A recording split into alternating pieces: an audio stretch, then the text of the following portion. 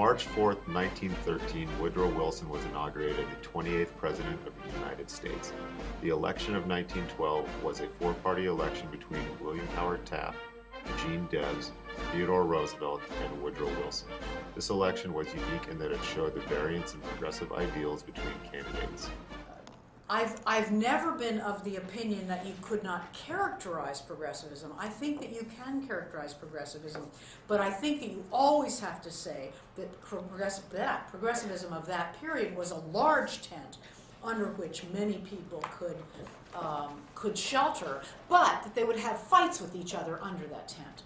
Wilson's platform of new freedom, unlike some other progressive platforms, assumed that bigness in both government and business was inherently bad. He favored small business and competition rather than monopolies and generally wanted minimal government regulation. The New Freedom was really his attempt to try to find some middle ground, some compromise, advocating state action by creating the state as sort of an arbiter, an umpire in the system. So he did believe in some kinds of regulation, but also speaking a lot about the rights of individuals and competition and small entrepreneurs and all of that. In 1913, Wilson urged Congress to pass the Federal Reserve Act, which created a private banking system under the control of the federal government.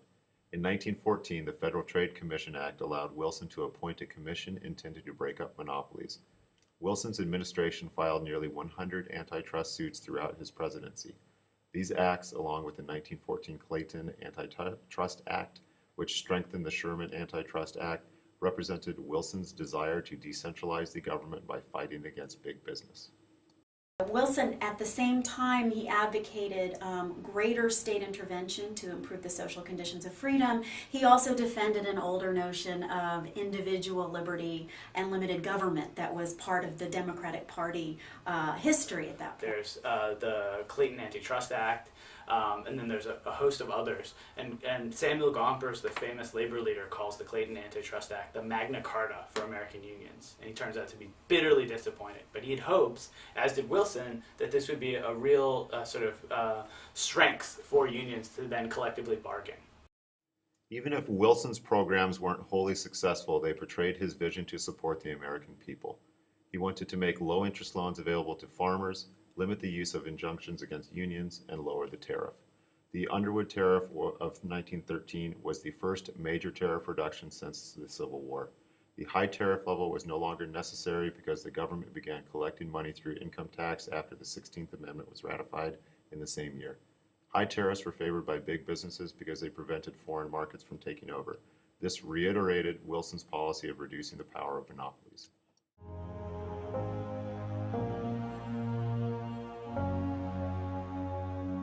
Wilson promised to African Americans a fair dealing in advancing the interest of their race in the United States in his campaign.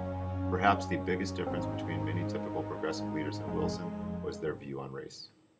Although he talked about achieving some racial justice for African Americans, he did resegregate Washington offices. I mean, the offices of the federal government in Washington. Extraordinary move.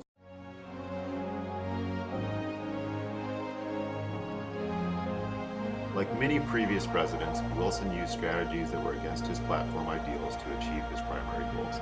An example of this is the Keating-Owen Child Labor Act. This act limited child work hours and forbade the interstate sale of goods created by children. This act expanded the federal government's power to achieve its goal.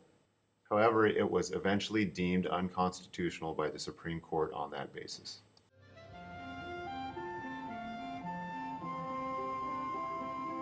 Perhaps the most significant event embodying Wilson's ideals was World War I. Beginning in 1914, the Great War was deemed the war to end all wars by Wilson. In fact, in the election of 1916, Wilson campaigned on the slogan, "He kept us out of war." So you had him trying to steer this idealistic position of neutrality in the world, which was sort of characteristically progressive, and at the same time committing the U.S. to a foreign conflict in which the U.S. had not been explicitly attacked. Wilson applied his progressive beliefs into a statement known as the 14 Points. These policies included the self-determination of countries that had been violated and a readjustment of European boundary lines. He believed that the United States should have joined the League of Nations, a group of the world's best leaders solving the world's largest problems, at the conclusion of the war. Wilson was adamant that the League would remove the causes of war to prevent future conflicts. Wilson's stubbornness on exactly how the League should operate led to the demise of his 14 points in Congress. And so I think one important legacy of Wilson, especially in the global context, is how crucial he was to getting the U.S. involved in the war itself and on the side of the Allies. And you could argue that the U.S. presence in World War I then dictated sort of the course of events for the rest of the century.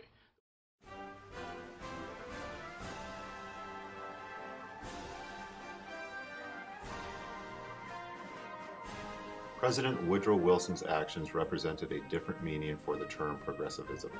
His differences from previous progressives showed the concept that there are multiple progressivisms rather than one single progressive set of ideals. Where he departed from many, but not all progressives, was his hesitation to sign on to increased racial equality and measures that would enforce racial equality in the United States. So that was not his thing. And secondly, he was so slow to come to women's suffrage. So slow to come to women's suffrage. Wilson offers this kind of fascinating look at this very question of trying to reconcile various aspects of American freedom. And I don't know at that point if there was a wholly successful way to do that. Although he did differ from many progressive leaders on certain beliefs, and although he was not completely successful in his foreign policy ideals, Wilson did lead the United States on a path towards unrelenting democracy and freedom.